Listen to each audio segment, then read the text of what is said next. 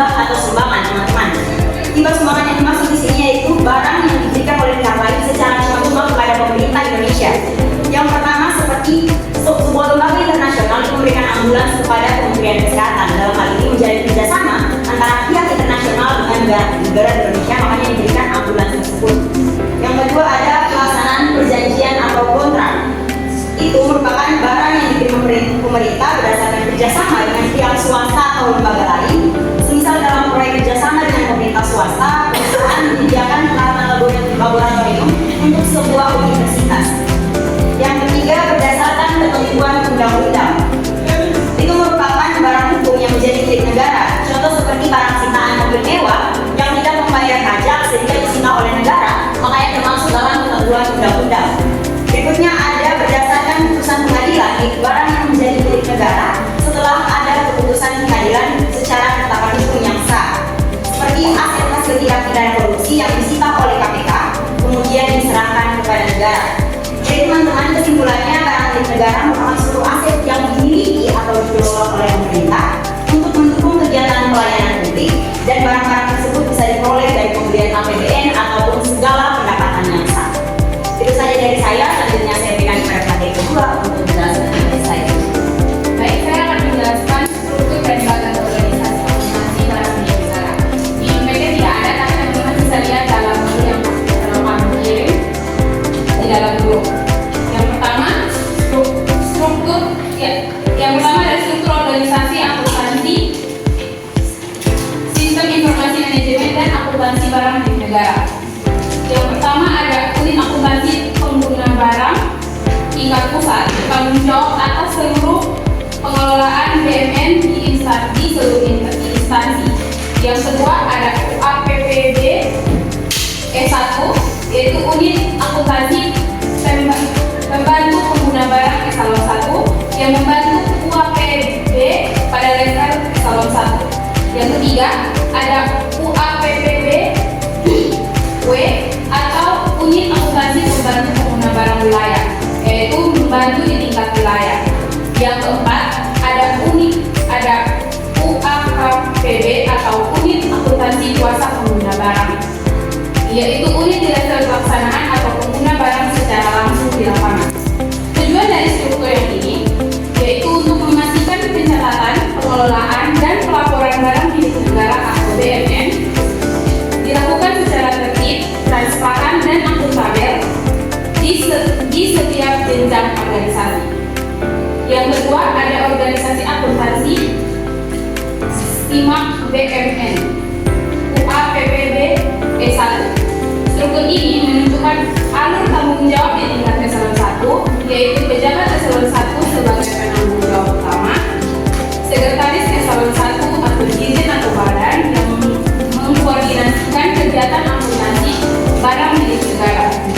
Yang ketiga ada kabag umum atau kepala bagian perlengkapan atau pejabat yang ditunjuk untuk mengelola administrasi badan barang milik negara. Yang keempat, yang kelima, petugas administrasi atau petugas verifikasi yang menjalankan tugas teknis, pencatatan dan pemeriksaan data barang milik negara. Fungsi utama dari organisasi ini adalah mengelola data barang milik negara tingkat eselon 1 agar sesuai dengan laporan keuangan instansi. Yang ketiga ada organisasi akuntansi SIMAK BUMN UAPB. Struktur ini berada di tingkat kementerian atau lembaga dengan alur menteri atau pimpinan lembaga sebagai penanggung jawab tertinggi, eselon 1 bidang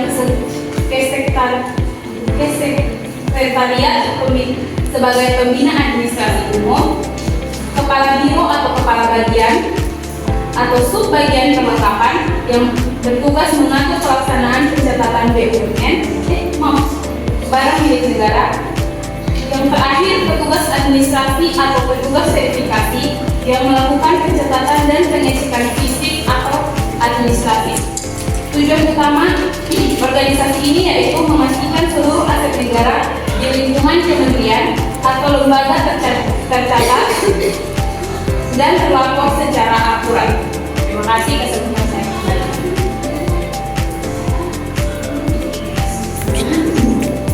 Oke, terima kasih pada materi yang kedua. Selanjutnya kita akan masuk pada materi ketiga. Pada materi ketiga saya silakan. Terima kasih atas waktu dan kesempatan yang diberikan. Di sini saya akan menjelaskan tentang dokumen surat dan kegiatan transaksi BNN. Nah teman-teman, dokumen surat sendiri merupakan bukti yang menjadi dasar dalam pencatatan transaksi barang milik negara.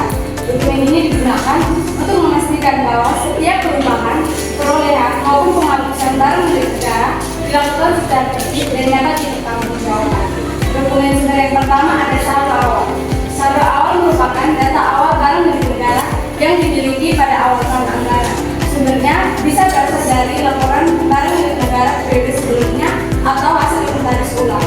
Jika ada barang milik negara yang baru dicatat, maka harus dilengkapi dengan bukti kepemilikan dan berita acara serah terima. Dokumen yang kedua yaitu perolehan, pengembangan atau penghapusan. Merupakan dokumen yang digunakan sebagai dasar pencatatan jika terjadi perubahan nilai BNN, baik karena penambahan, pengembangan maupun karena penghapusan. Kedua dokumennya sendiri yaitu berita acara serah terima, bukti kepemilikan, SPM atau SP2D, kwitansi, faktur pembelian, surat keputusan penghapusan, dan dokumen sah lainnya. Ini saya menjelaskan tentang pencatatan transaksi barang milik negara. Di sini ada 6 poin yang saya akan menjelaskan baru di antaranya dan selanjutnya akan dijelaskan oleh pemateri selanjutnya. Kegiatan pencatatan transaksi BNN sendiri adalah proses administrasi untuk mencatat seluruh perubahan yang terjadi pada barang milik negara, mulai dari perolehan hingga penghapusan agar nilai aset negara tercatat dengan benar. Yang pertama ada saldo awal. Saldo awal mencakup seluruh barang milik negara yang dimiliki sebelum tahun anggaran berjalan. Jika ada barang milik negara yang belum tercatat, maka dilakukan penambahan saldo awal untuk memasukkan ke dalam daftar barang milik negara tersebut. Yang kedua, perolehan barang milik negara. Perolehan barang milik negara adalah proses masuknya aset ke dalam perbuatan pemerintah melalui berbagai cara, antara lain yang pertama pemilihan, di mana barang milik negara diperoleh dengan membayar sejumlah uang. Yang kedua yaitu transfer masuk, penerimaan barang milik negara dari unit pemerintah lain tanpa pertukaran sumber daya. Yang ketiga hibah, barang milik negara diterima dari pihak luar pemerintah secara cuma-cuma. Yang keempat rampasan. Rampasan merupakan barang milik negara yang berasal dari putusan pengadilan atas hasil rampasan. Yang kelima, penyelesaian pembangunan, di mana aset diperoleh dari pembangunan yang telah selesai dan diserah terimakan. Oke, terima kasih atas waktu yang sudah diberikan kepada kami untuk berdiskusi terkait dengan jawaban yang kami berikan. Yang pertama ada pertanyaan dari Kak Merin yang akan dijawab oleh Kak Sela. Baik, di sini saya akan menjawab pertanyaan dari Kak Merin. Pertanyaannya, jelaskan bagaimana penggunaan dokumen sumber seperti BASD dan SP2D memastikan keandalan data dalam laporan BNN. Apa akibat jika salah satu dokumen tersebut tidak tersedia? Dan jawabannya, dokumen sumber seperti BASD dan SP2D sangat penting untuk menjamin keandalan data dalam barang milik negara. BASD atau berita acara serah terima berfungsi sebagai bukti yang sah sebagai penyerahan atau penerimaan aset, memastikan bahwa barang benar-benar ada secara fisik dan telah diterima sesuai dengan ketentuan.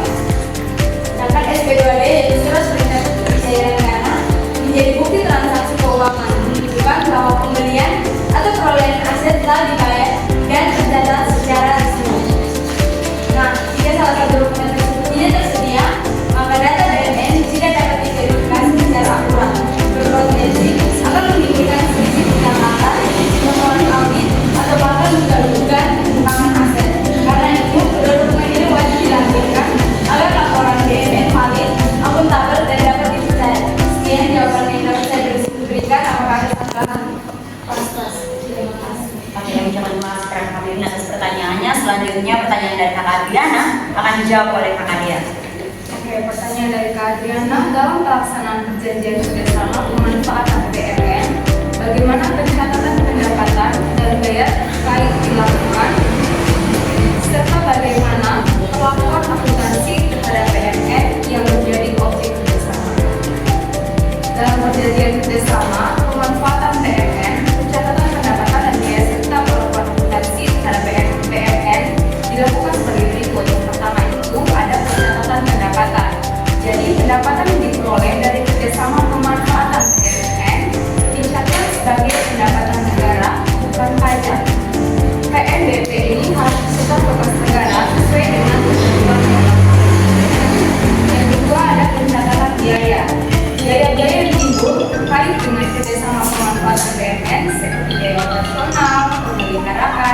atau perbaikan dicatat sesuai dengan jenis biaya dan ketentuan akuntansi yang berlaku.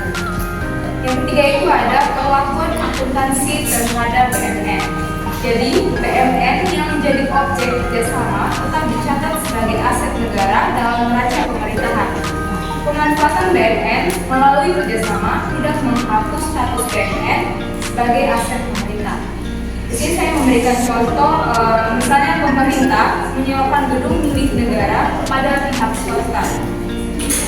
Dalam pendapatan, uang sewa yang diterima harus dicatat sebagai PNBP dan disetor khas negara. Misalnya ada biaya perawatan gedung yang dikeluarkan pemerintah harus dicatat sebagai biaya pemeliharaan aset. Dan BUMN, gedung tersebut tetap dicatat sebagai aset BUMN dalam neraca pemerintah meskipun sedang disewakan. Mungkin dari saya itu saja. Apakah ada tambahan atau tambahan dari Kak Adriana? Terima kasih. Oke, terima kasih Kak Adriana atas pertanyaannya dan tadi atas jawabannya. Selanjutnya kita akan masuk pada pertanyaan keempat yang akan dijawab oleh Kak Karin. Kak Karin, silakan. Baik, saya ini dalam konteks pengelolaan keuangan negara, bagaimana peran kejutan dan amortisasi dan pengeluaran keuangan dapat meningkatkan kualitas informasi keuangan, akuntabilitas dan efisiensi dalam pengelolaan barang milik negara. Jadi dalam pengelolaan keuangan negara, kejutan dan amortisasi berperan penting untuk meningkatkan kualitas informasi keuangan, akuntabilitas dan efisiensi pengelolaan BUMN. Melalui penyusutan dan amortisasi, nilai aset dicatat sesuai kondisi dan umur manfaat sebenarnya, sehingga laporan keuangan menjadi lebih realistis dan ada. Hal ini juga menunjukkan tingkat pemanfaatan aset, membantu pemerintah dalam mengukur kinerja pengelolaan BUMN, serta menentukan waktu yang tepat untuk pemeliharaan atau penggantian aset. Dengan demikian, penerapan penyusutan dan amortisasi yang tepat membuat pengelolaan BUMN lebih efisien, transparan dan akuntabel, serta mendukung pengambilan keputusan yang lebih baik dalam penggunaan anggaran negara. Sekian saya berharap. Oke, terima kasih. Kemudian kita akan menjawab pertanyaan dari Kak Cece. Karena setelah saya persilakan.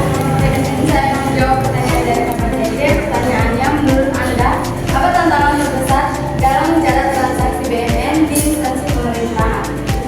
Nah, tantangan terbesar dalam mencatat transaksi BUMN di instansi pemerintah adalah kurangnya akurasi dan keterbukaan data.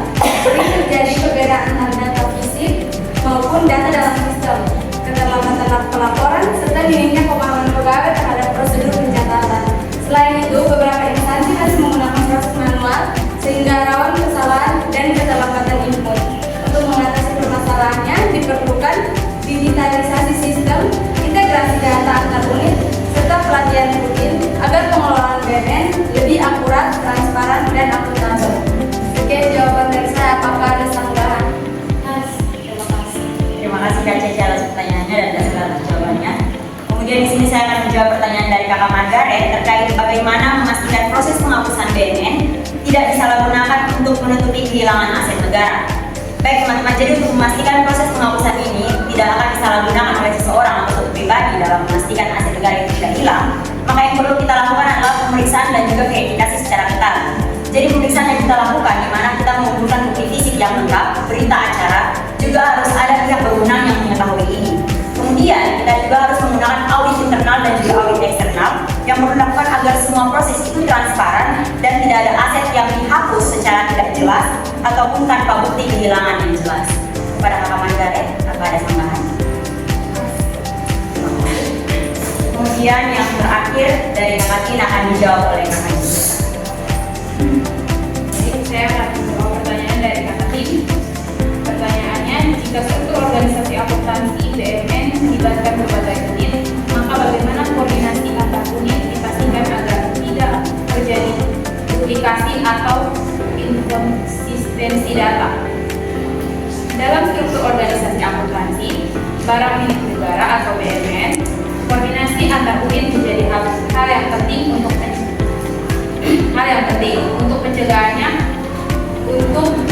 mencegah duplikasi, kesalahan pencatatan atau inkonsistensi data tidak terjadi. Maka dilakukan beberapa cara berikut, yaitu yang pertama, pembagian tugas dan wewenang yang jelas.